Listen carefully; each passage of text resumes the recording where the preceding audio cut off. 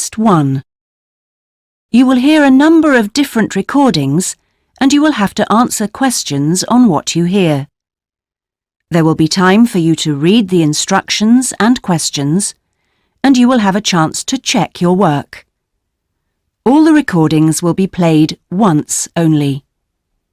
The test is in 4 sections. At the end of the test, you will be given 10 minutes to transfer your answers to an answer sheet. Now turn to Section 1.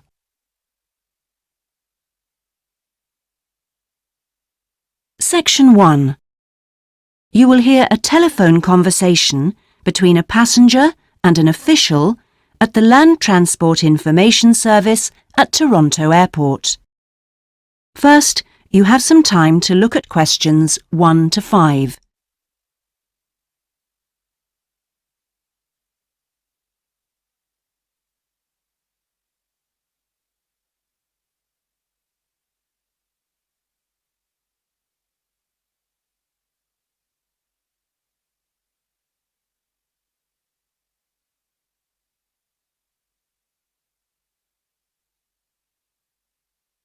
You will see that there is an example that has been done for you. On this occasion only, the conversation relating to this will be played first. Hello, this is Land Transport Information at Toronto Airport. How may I help you? Oh, good morning. I'm flying to Toronto Airport next week and I need to get to a town called, Milton. Could you tell me how I can get there? Milton, did you say? Let me see. I think that's about 150 miles southwest of here. In fact, it's 147 miles to be exact. So it'll take you at least, say, 3 to 4 hours by road. The distance from the airport to Milton is 147 miles, so 147 has been written in the space. Now we shall begin. You should answer the questions as you listen because you will not hear the recording a second time. Listen carefully and answer questions 1 to 5. Hello, this is Land Transport Information at Toronto Airport. How may I help you? Oh, good morning. I'm flying to Toronto Airport next week and I need to get to a town called, Milton. Could you tell me how I can get there? Milton, did you say? Let me see. I think that's about 150 miles southwest of here. In fact, it's 147 miles to be exact. So it'll take you at least, say, 3 to 4 hours by road. Wow, is it as far as that? Yes, I'm afraid so. But you have a number of options to get you there, and you can always rent a car right here at the airport, of course. Right. Well, I don't really want to drive myself, so I'd like more information about public transport. Okay. In that case, the quickest and most comfortable is a cab, and of course there are always plenty available, but it'll cost you. You can also take a Greyhound bus, or there's an airport shuttle service to Milton. I think for that kind of distance, a cab would be way beyond my budget. But the bus sounds okay. Can you tell me how much that would cost? Sure. Let's see, that would be $15 one way or $27.50 return. That's on the Greyhound. Ah, that's quite cheap. Great. Whereabouts does it stop in Milton? It goes directly from the airport here to the city center, and it's pretty fast. But you have to bear in mind that there is only one departure a day, so it depends what time your flight gets in. Ah, of course. Hang on. We're due to get there at 11:30 a.m. Too bad. The bus leaves at 3:45, so you would have quite a wait, more than 4 hours. Oh, I see. Well, what about the shuttle you mentioned? Okay. That's the airport shuttle that will take you from the airport right to your hotel or private address. It's a door-to-door service, and it would suit you much better because there's one every 2 hours. So how much does that cost? Let's see. Yeah, that's $35 one way, $65 return. so I guess it's a bit more expensive than the Greyhound. Oh, that doesn't sound too bad, especially if it'll take me straight to the hotel. But you do need to reserve a seat. Okay. Is it possible to make a booking right now, through you? Sure. Before you hear the rest of the conversation, you have some time to look at questions 6 to 10.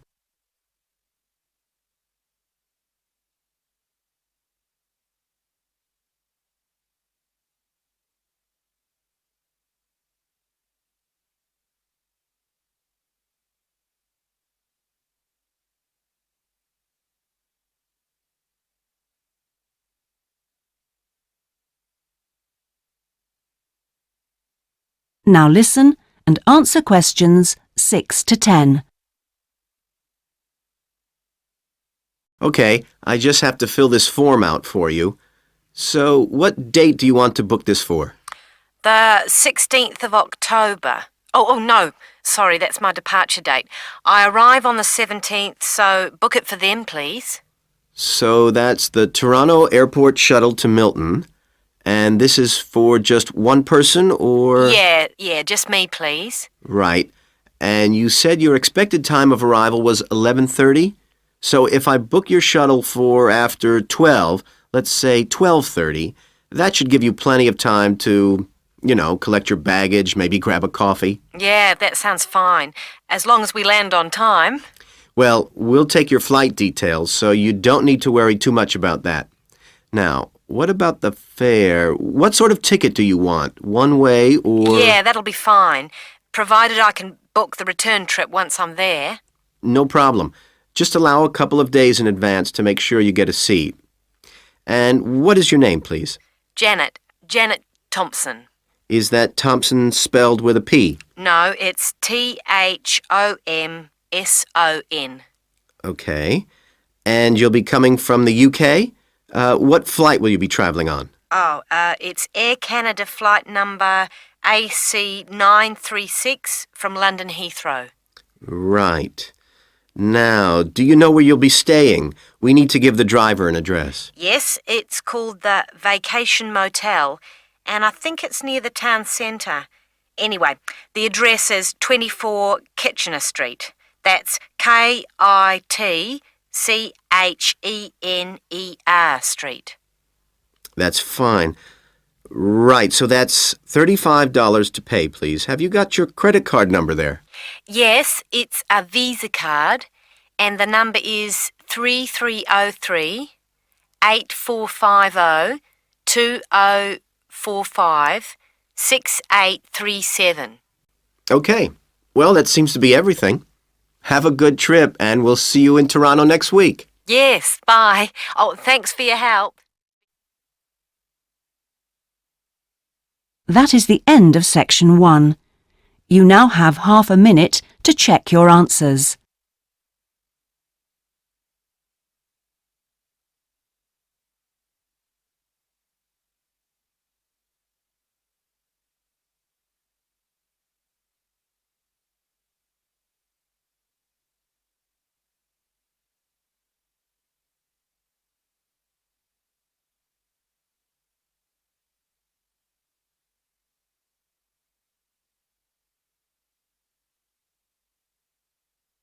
Now turn to section 2.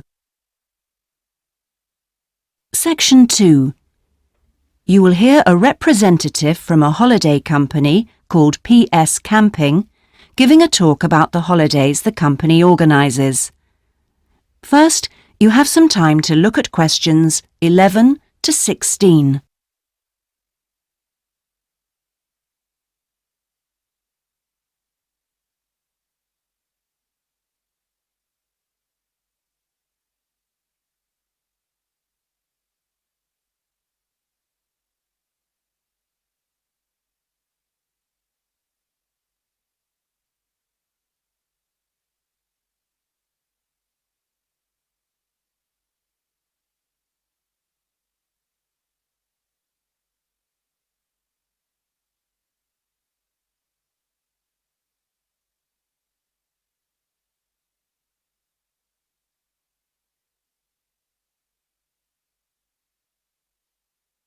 Now listen and answer questions 11 to 16.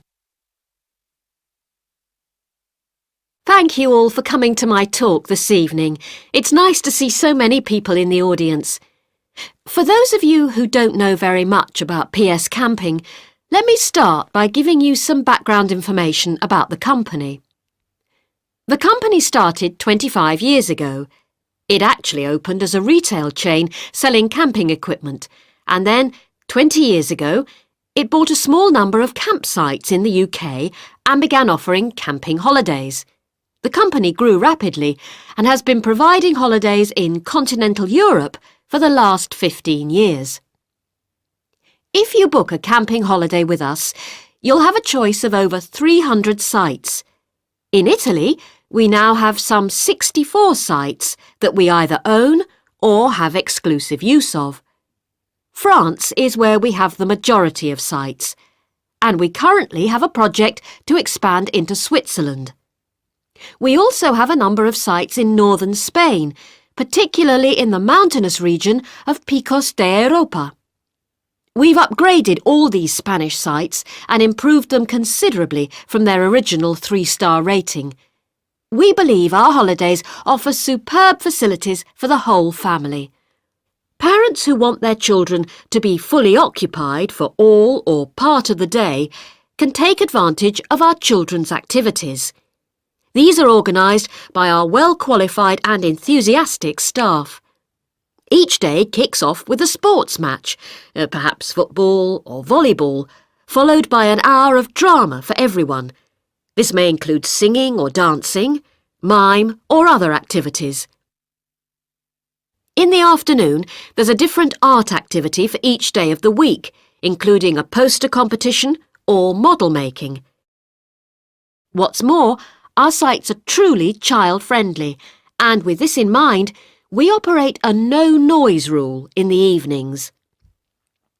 Children's evening activities usually finish at 9:30 or occasionally 10, and from 10:30, holidaymakers are expected to be quiet in the areas where there are tents.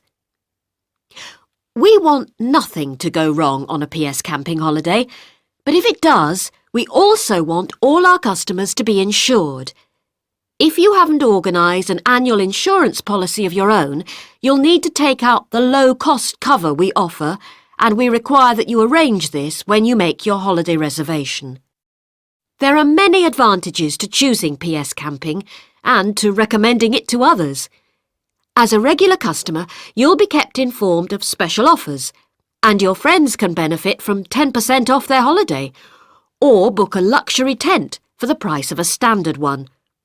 In return, we'll send you a thank you present, which you can choose from a list of high-quality items. Before you hear the rest of the talk, you have some time to look at questions 17 to 20.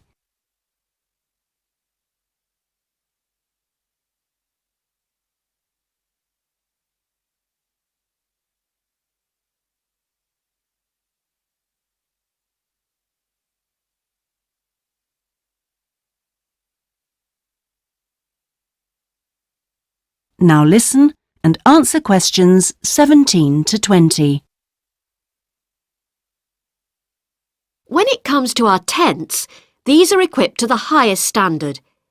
We really do think of every essential detail, from an oven and cooking rings fuelled by bottled gas to mirrors in the bedroom areas. If you don't want to cook indoors, you can borrow a barbecue if you ask in advance for one to be made available. And there's even a picnic blanket to sit on outside your tent. Inside, a box of games and toys can be found, and children's tents can be hired if required. All tents have a fridge, and if you want to spend the day on the beach, for example, ask for a specially designed PS Camping cool box, which will keep your food and drinks chilled. There are excellent washing facilities at all our sites, with washing machines and clothes lines in the central areas, along with mops and buckets in case your tent needs cleaning during your stay. All sites have a cafe and/or a shop for those who'd rather eat in than dine at a local restaurant. That is the end of section 2. You now have half a minute to check your answers.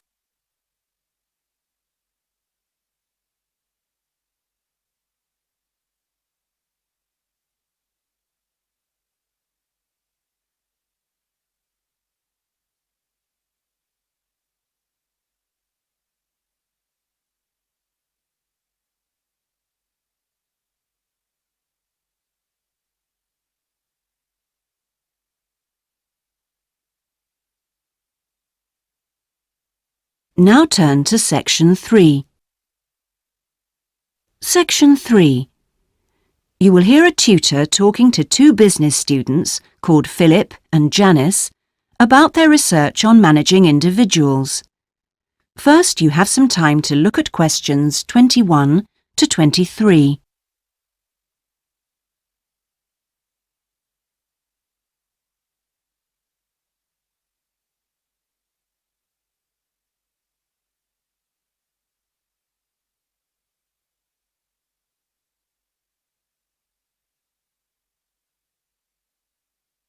Now listen carefully and answer questions 21 to 23. Well, you've both been looking at different styles of managing individuals in companies and the workplace. How's the research going, Philip? Well, I've been looking at why individualism, individual differences, are such an important area of management studies. When you think about any organisation, be it a family business or a multinational company, they're all fundamentally a group of people working together. But it's what these individuals contribute to their places of work that makes you realise how important they are.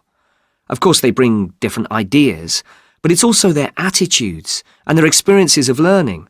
Diversity is important in these areas too. So why do people behave so differently from one another at work? There are lots of reasons, but research has shown that a lot of it comes down to personality. And the other factor is gender. It's a well-known fact that men and women do lots of things in different ways, and the workplace is no different. Did you look at the effects of this variation on companies? Yes, I did. On the positive side, exposure to such diversity helps encourage creativity, which is generally an asset to a company. But unfortunately, individual differences are also the root of conflict between staff, and they can lead to difficulties for management, which can sometimes be serious. Before you hear the rest of the conversation, you have some time to look at questions 24 to 30.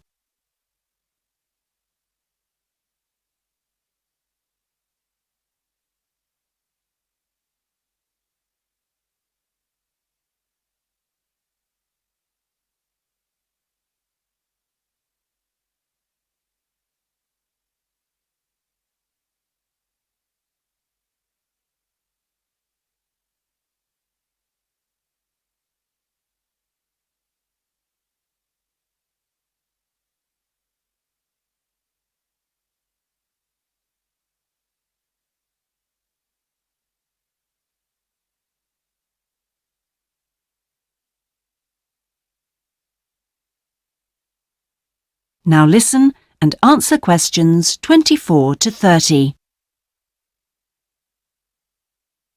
Thanks, Philip.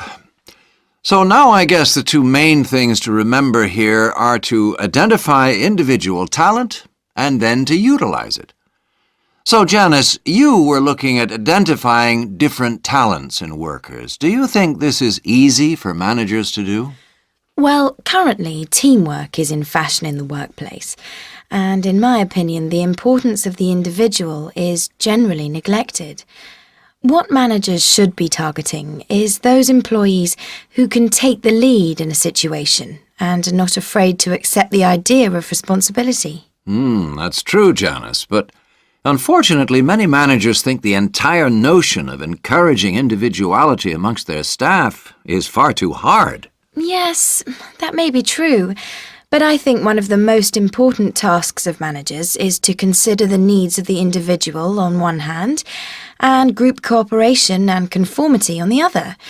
It requires creative thinking on the part of management to avoid tension. So, Janice, what kind of people do you think companies should be looking for? Well, it has to start from the very beginning, when companies are looking for new employees. When the personnel department is choosing between applicants, they need to look for someone who's broken the mould and can think for themselves. Instead, people making these decisions often use a range of psychological tests to see if a person is a problem solver or will do as they're told. I'm not convinced these qualities are actually the most important. So, do you think being a good team player is overrated? No, it's not overrated. You do need to learn the rules and learn them fast. No individual can get around this if you're working in an organisation. So how should managers deal with this? Rewards. When an individual demonstrates the behaviour the organisation expects, some kind of incentive can be given. What's important here is that this happens right at the beginning, so new recruits learn the rules of the system immediately. Also, the incentive should be something the individual actually wants, and this isn't always just money. To come back to you, Philip, you were saying that recognition of good performers is essential. Now, what else should managers be looking for? Well, managing people means you not only have an understanding of your employees, but you also recognise the culture of the organisation. In fact, for some organisations, creativity and individuality may be the last thing they want to see during working hours. Very true. Yes, but managing people isn't as easy as it looks. For example, change in the workplace can be quite tricky, especially if there's a need to increase profit. And at times like these, managers may have to give priority to profit rather than individual staff needs. Yes, and that creates difficult situations for people. Yes, but what's important is that managers are able to deal with quite high levels of personal stress. During times of change, they should be thinking not only about the strain on their staff, but take time out to think of themselves. Absolutely. So, what are the implications of that? That is the end of section 3. You now have half a minute to check your answers.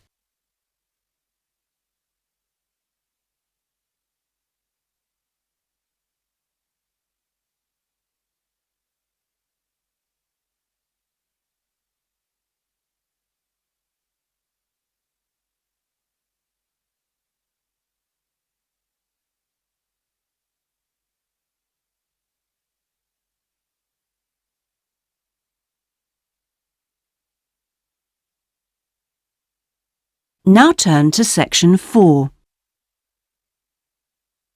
Section 4. You will hear part of a lecture about cave paintings and other types of rock art. First, you have some time to look at questions 31 to 40.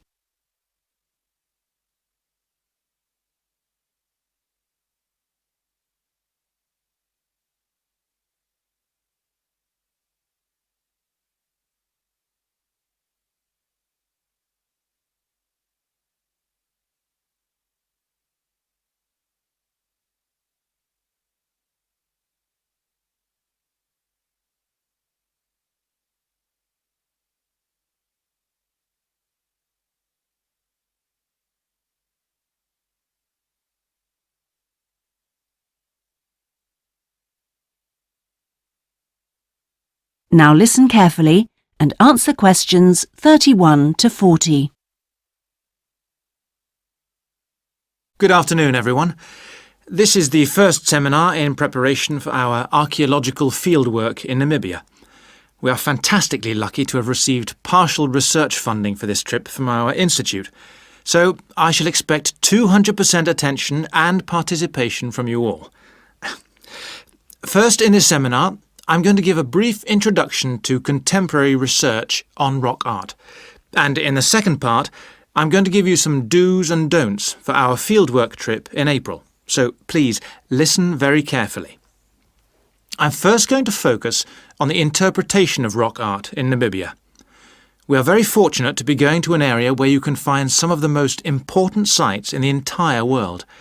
And I hope to show you how easy it is for everyone to make mistakes in looking at cultures which are different from our own, the first and most important lesson we have to learn. In Namibia, there are both paintings and engravings. That's where the surface of the rock is cut out. Many of the engravings show footprints of animals, and most scholars used to think that the purpose of these was simple and obvious. This rock art was like a school book with pictures to teach children about tracks, which track belonged to which animal, giraffe, lion, and so on. But there were some mysteries. First, when you look at a typical Namibian painting or engraving, you see the tracks are repeated. There are dozens of tracks for the same animal. Well, you'd expect just one clear illustration if the the aim was to teach tracking. Now, there were two more problems. Why are some of the engravings of animals very accurate, as you'd expect, all clearly identifiable, and others quite unrealistic? And another mystery. Some of these unrealistic animals, that's in the engravings, seem to be half human. Some, for example, have got human faces. Many researchers now think that these were pictures the wise men engraved of themselves. They believed they could use magic to control the animals they had drawn, so the hunters could then catch them for food. This shows you some of the dangers of coming from one culture to another, as we'll be doing, without understanding it fully. Scholars imagined that children looked at rock art pictures to learn to track, just because they themselves had learnt skills from pictures. Many researchers now believe that rock art had a much more complex purpose, and we'll talk more about it next week.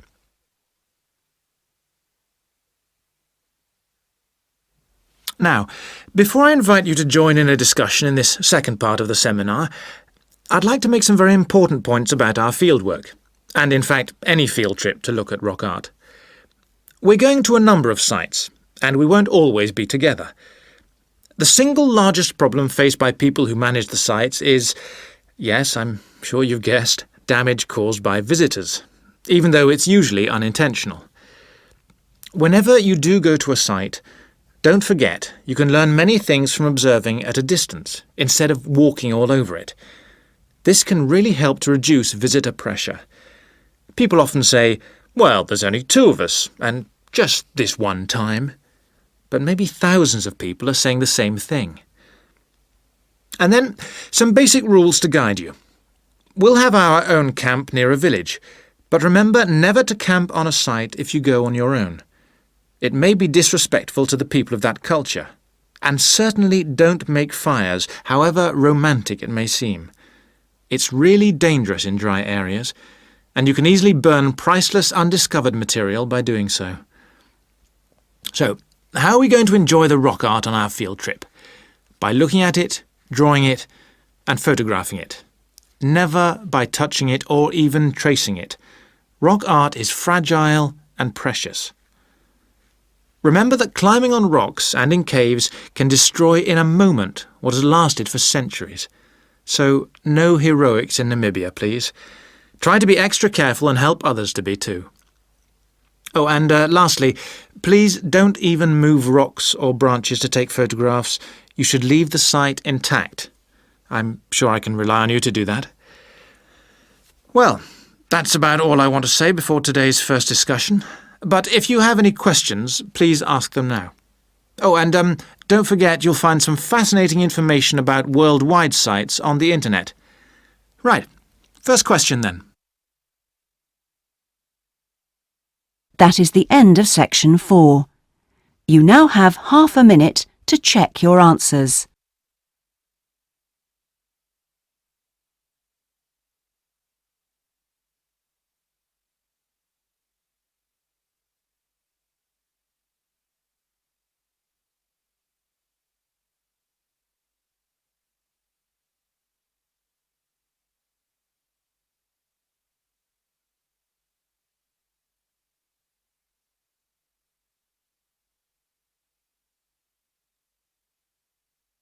That is the end of the listening test. In the IELTS test, you would now have 10 minutes to transfer your answers to the listening answer sheet.